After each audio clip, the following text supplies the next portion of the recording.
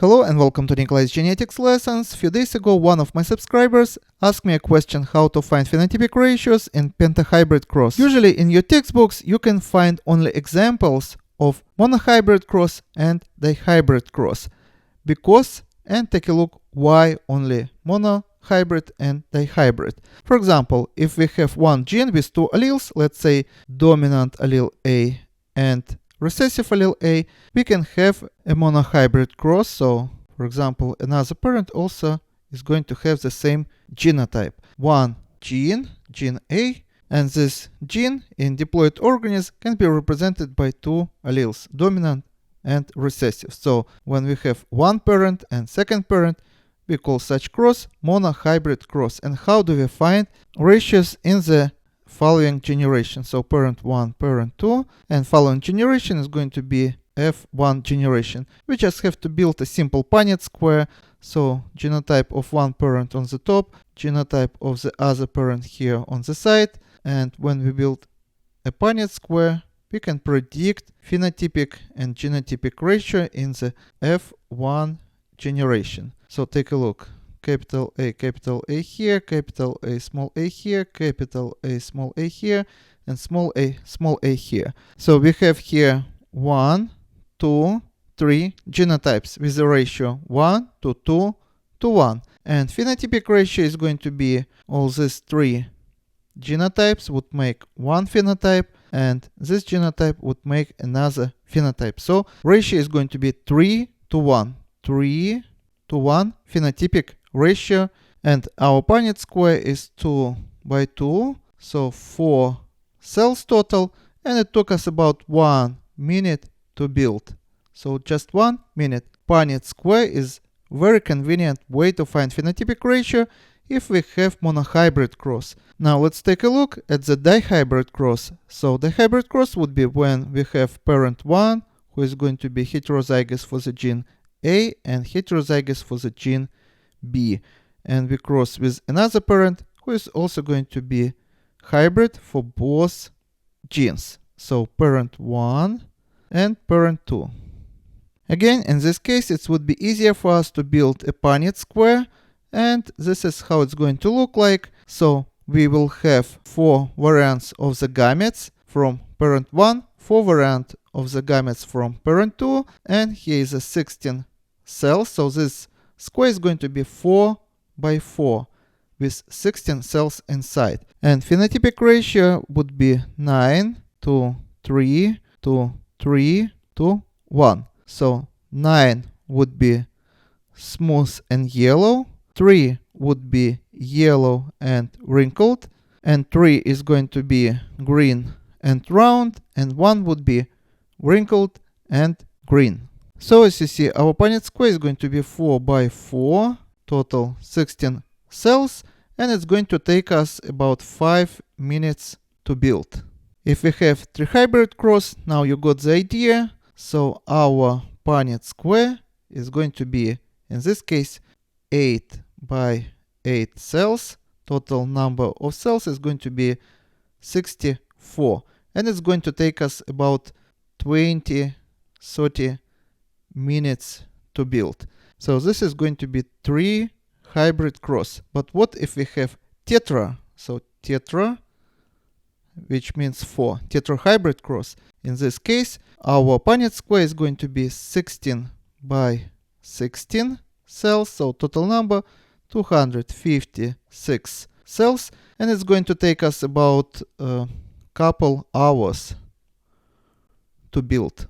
And take a look, pentahybrid cross, so penta means 5, would be twice as big as tetrahybrid. So we are going to have a Punnett square which is going to be 32 by 32 cells, and it's going to be 1024 cells.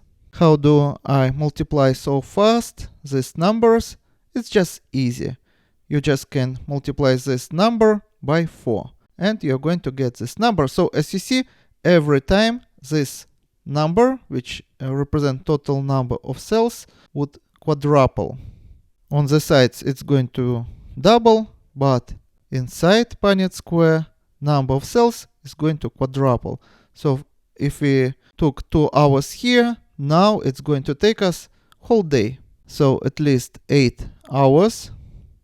But in reality, it's going to take much longer than this because it is very tedious, and probability of mistake would be much higher if you, for example, work with much smaller Punnett square. So probably it's going to take even much more than this. So is there any way to find phenotypic ratios if we have, for example, trihybrid cross, tetrahybrid cross, or pentahybrid cross, and we want to find this phenotypic ratio without building a Punnett square? Yes, it is, and today I'm going to show you just how you can do such calculations within few minutes instead of long hours.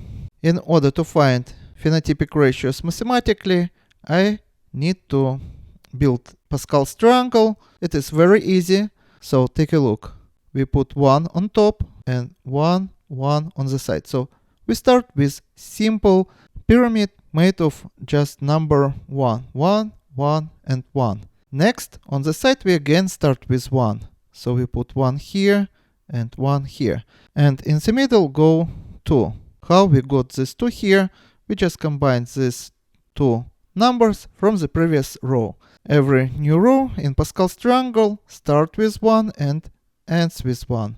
And for example, here we put 3 and 3 here. As you see, this is just combination of the numbers from the previous row. And we need couple more rows, so we start with 1, we put 4 here, 6 here, 4 here, and with 1. Again, how we got this 4, we just combine these 2 numbers. How we got 6, we combine these 2 numbers. And 4 we got by combining 3 and 1. And take a look, in the next row, we also have to combine these 2 numbers, these 2 numbers, these 2 numbers, and these 2 numbers, and 1 would be on the side. So we start with 1, then 5, 10, and then 10, then 5, and 1. So as you see, it is very easy and fast to build Pascal's triangle. And the first row here, we actually call not the first, but 0. So let's put 0 here. 0 here. And next is going to be 1, row 2, 3, 4, and 5. Row number 1 represent monohybrid cross. Take a look. It is the same as capital A small a, and we cross with another heterozygous genotype. So monohybrid cross. And next row represent dihybrid cross. So capital A small a, capital B small b. We cross with genotype capital A small a and capital B small b. And next row is going to be trihybrid cross. So what we do, genotype of first parent, which is going to be capital A small a, capital B small b, capital C small c, with genotype of the other parent, which is going to be the same, capital A small a, capital B small b, capital C, and small c. With tetrahybrid cross, genotypes of the parents are going to be as follows: capital A small a, capital B small b, capital C small c, capital D small d, and we cross with the same genotype. So capital B small b, capital C small c, and capital D small d.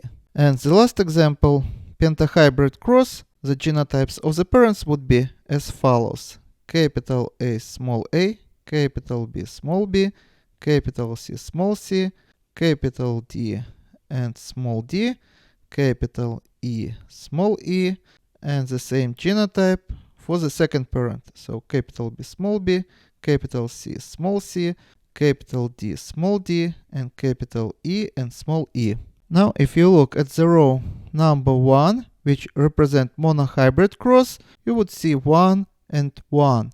But this is not the ratio of the phenotypes in the monohybrid cross. As you remember, the ratio is 3 to 1, phenotypic ratio. So how we are going to use this Pascal's triangle in order to solve our problem? Mathematically, it looks as follows. So we have 3 quarters times 1 quarter. As you remember, this is what we should get if we build a Punnett square 2 by 2, which represent monohybrid cross. Now let's put powers. So let's put power 1 here and power 0 here. So let's do our multiplication again. 3/4 times 1/4. But this time we put power 0 here and power 1 here. So what is going to be a number in a power 1? It's going to be the same number. And what is going to be a number power 0? It's going to be 1. So 3/4 times 1 is going to be 3/4. So take a look. This would equal to 3/4. Now let's take a look here. 3/4 power 0 is going to be 1. 1/4 power 1 is going to be 1/4. 1/4 times 1 is going to be 1/4. So 1/4. Now let's take a look at our Pascal's triangle. So what this 1 and 1 represent? That means that 3/4 happens only once. So 3/4, this 1 stands for this number. It happens once. And second phenotype also happens just once. So our phenotypic ratio in monohybrid cross would be 3/4 to 1/4. And we also can say that this is going to be, we just can get rid of denominator and leave only numerator, and it's going to be 3 to 1 ratio. Now let's solve mathematically for dihybrid cross. So this ratio doesn't look like 9 to 3 to 3 to 1, right? Let's do some calculations. So this time our calculations would look as follows. So we have still 3/4 times 1/4, but this time power is going to be 2 here and 0 here. Again, we do the same thing. 3/4 times 1/4, and power goes down. So it's going to be 1 here, but in the second number it goes up. So it's going to be 1 here. And one more time, 3/4 times 1/4, and power is going to be 0 here and 2 here. Take a look. 3 power 2 is going to be 9. 4 power 2 is going to be 16. This number, power 0, is going to be 1. So 9 over 16. So this is going to be a number here, 9 over 16.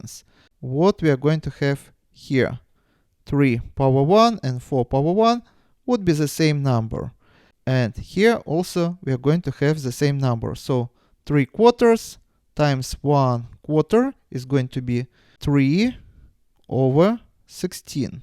And here we are going to have this number is going to be just 1. Everything power 0 is going to be 1. And here 1 squared is going to be 1. And 4 squared is going to be 16. So here we are going to have 1 over 16. But you can say the ratio in the dihybrid cross is not 9 to 3 to 1. And you would be right. We need this row which represent dihybrid cross of our Pascal's triangle. So take a look. So let me change color. So the first number, which is 9, in our phenotypic ratio happens just once. And second happens 2 times, so 2 times. And the last one happens again only 1 time, so 1 time here. So now let's write down this phenotypic ratio. It's going to be 9, 2, 3, and 3. So this 3 happens 2 times. So 3 and 3 instead of just 1 3. And the last number, which is 1, happens only once. So we put 1 here. And here's our classical phenotypic ratio of the dihybrid cross. 9 to 3 to 3 to 1. Let's do one more example with trihybrid cross, something you never seen in your textbooks before. So this row is directly corresponds with trihybrid cross. And this time we are going to have again 3/4 times 1/4, 3/4 times 1/4, 3/4 times 1/4, and 3/4 times 1/4. How do I know how many times to write down? If it is trihybrid cross, I write it down 4 times. If we have dihybrid cross, I write it 3 times. So just add 1. And what we are going to get here? It is trihybrid cross, so it's going to be 3 and 0, 2 and 1, 1 and 2, and 0 and 3.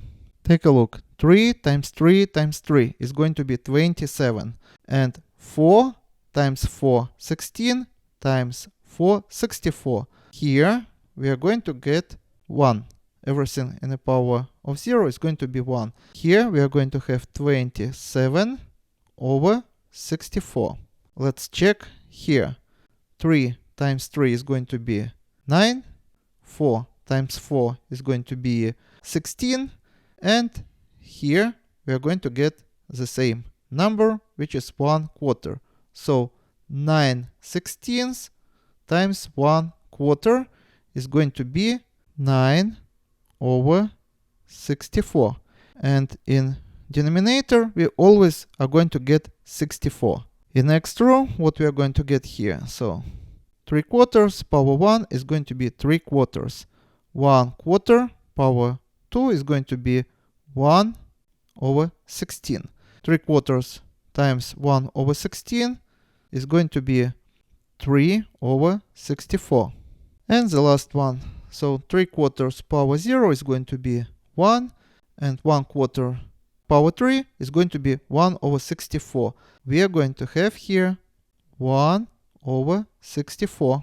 Now let's again return to our Pascal's triangle, and this row here corresponds with trihybrid cross. And this is not going to be our final ratios. Take a look. One more time. The first number, which is 27, is going to happen once.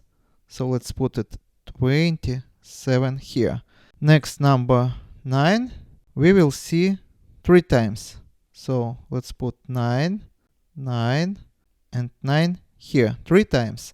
Next number 3, we are going to see it 3 times. So let's put it here 3, 3, and 3.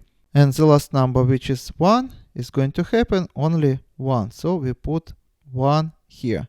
And this is going to be our phenotypic ratio in trihybrid cross. We of course can put 27 over 64, 9 over 64, 9 over 64, 3 over 64, and so on.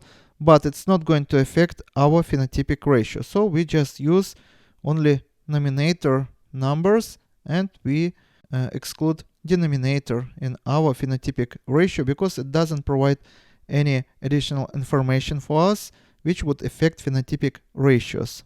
For practice, you can do calculations for tetrahybrid cross and pentahybrid cross, and it's going to take you only minutes. So for tetrahybrid cross, you just would have to do these calculations with 1 more row. For pentahybrid, with 2 more rows. And it's going to take only a few minutes instead of the whole day if you do a Punnett square. And this is all for today. Subscribe and see you in the next video. Goodbye.